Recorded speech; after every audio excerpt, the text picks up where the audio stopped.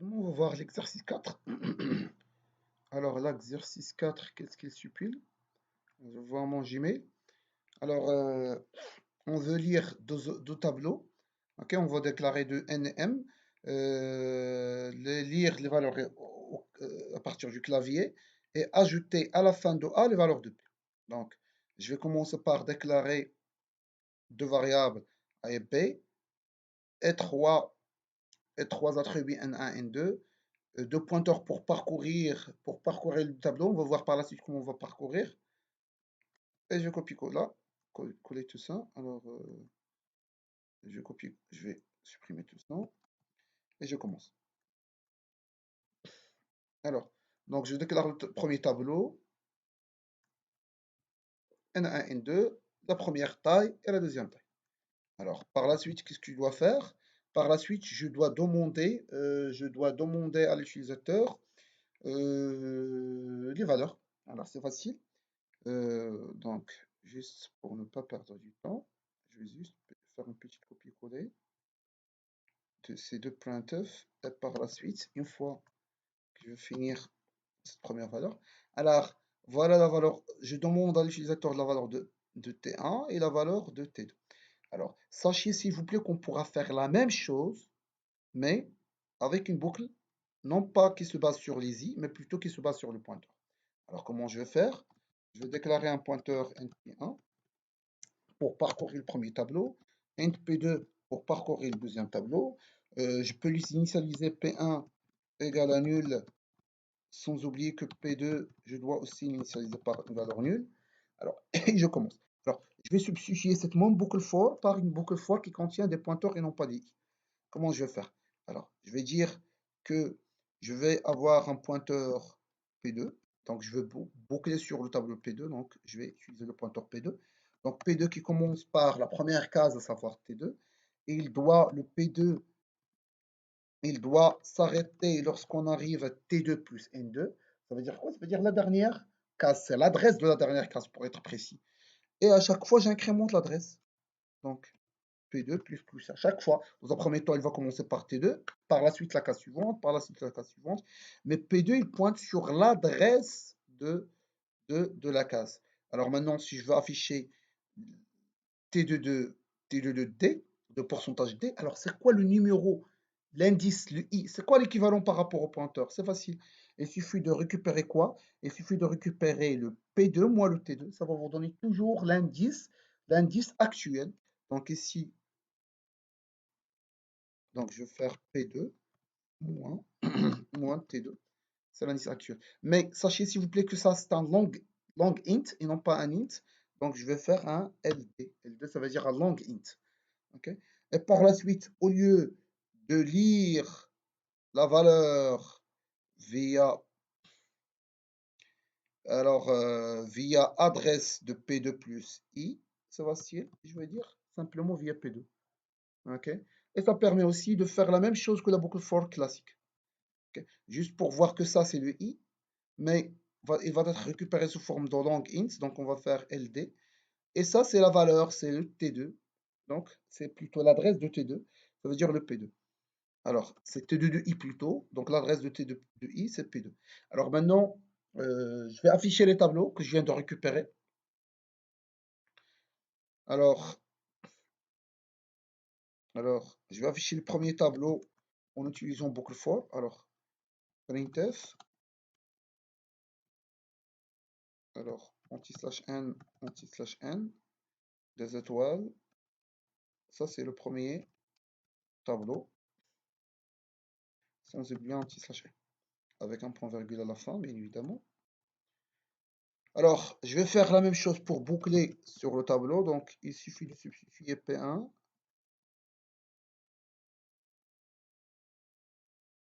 N1 ici.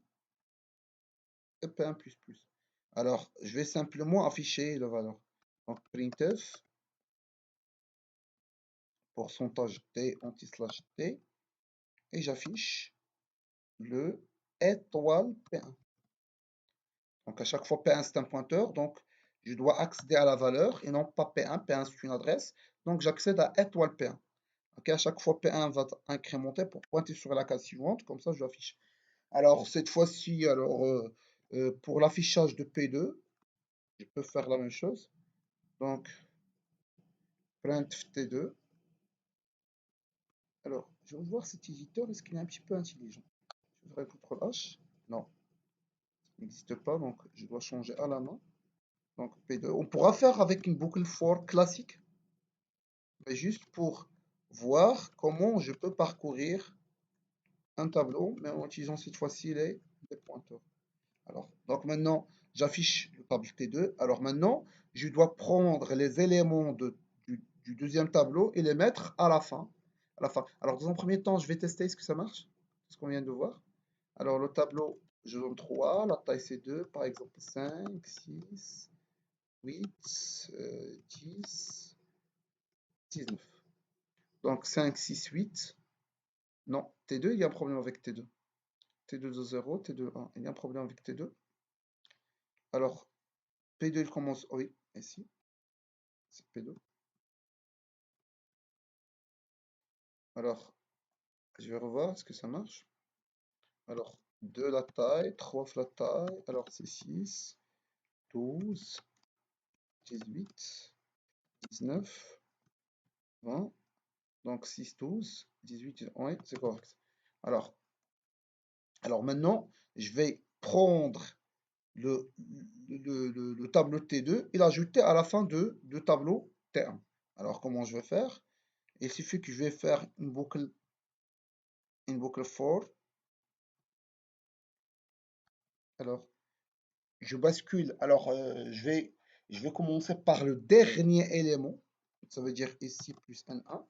OK? Donc, le pointeur P1 va pointer. Alors, ça veut dire quoi concrètement? Alors, elle est là. Alors, Alors, elle est là le tableau. Alors, imaginons que c'est ça notre tableau. P1. OK? Et ça, notre tableau. Alors, je vais pointer maintenant ici. Ça veut dire une case qui n'existe même pas. Ok. Normalement, s'il s'agit d'un tableau dynamique, il faut allouer de la mémoire pour cette case, et non pas directement. Mais juste parce que j'ai un tableau de 60, je sais pas, 100, j'ai pas de problème, la mémoire est déjà allouée. Donc, je vais commencer par ici, et le pointeur P2, il va commencer par ici. Et je vais simplement prendre cette valeur et la copier ici. Donc, c'est ce que je vais faire. Et en fin de compte, j'aurai ce grand tableau qui contient la première partie issue du premier tableau avec la deuxième, la deuxième partie issue de, du deuxième tableau. Et tout, ça va être au sein du premier tableau, ça veut dire ici. Ça veut dire que je ne vais pas créer un nouveau tableau, mais plutôt sur les mêmes tableaux ici. OK? Alors, ce que je vais faire, donc, je vais commencer par T1 plus N1.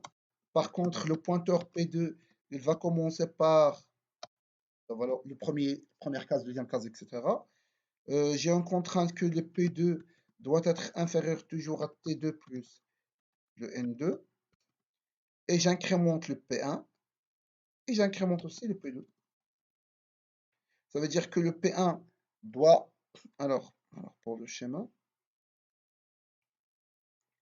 Alors, dans un premier temps, le P1, elle est là. Et le P2, elle est là. Donc, j'incrémente. Ça veut dire que une fois que je vais finaliser... Alors, dans un premier temps, il est là. OK? Il est là dans la case vide. Et l'autre, il est là. Une fois que je vais copier-coller cette case ici, le P1 va devenir ici, dans une nouvelle case, et le P2 va devenir ici, pour copier la valeur 4 dans la nouvelle case. Par la suite, je vais me déplacer ici, pour P2, et le P1 va se déplacer ici, dans une nouvelle case, et je vais copier-coller le 10 ici. Comme ça, j'aurai vraiment mon tableau. Donc, c'est ce que je vais faire. Donc, P2++ et P1++, et je vais copier-coller. Alors, étoile, je vais copier-coller ce qui existe dans P2, dans P1. Donc, donc, étoile de P2 égale à P1. Alors maintenant, si je veux afficher la valeur du tableau, T1, alors pour T1, on doit commencer par N1, mais cette fois-ci, la nouvelle taille, c'est pas N1, c'est N1 plus N2, puisqu'on a concaténé le contenu avec celui de P2. Donc après fusion, après concaténation. concat. Alors, je vais faire un affichage. Alors, j'ai quand même un petit... Oh oui, petite erreur, c'est quoi? C'est que si je dois avoir une virgule, et si c'est le table d'initialisation, et si ce sont les conditions séparées par... Ouais, séparées par... Ah non, ça c'est les initialisations séparées par des virgules. Ça, les conditions, j'ai une petite condition. Et ça, ce sont les instructions à exécuter, doivent être aussi séparées par des virgules et non pas des points-virgules. Alors, j'aurai 2 et un troisième. Alors, 5, 10, 15, 20, 25. Voilà T1, 5, 10. Et voilà T2, 15, 20, 25. Et voilà la concaténation, 5, 10, 15, 20, 25.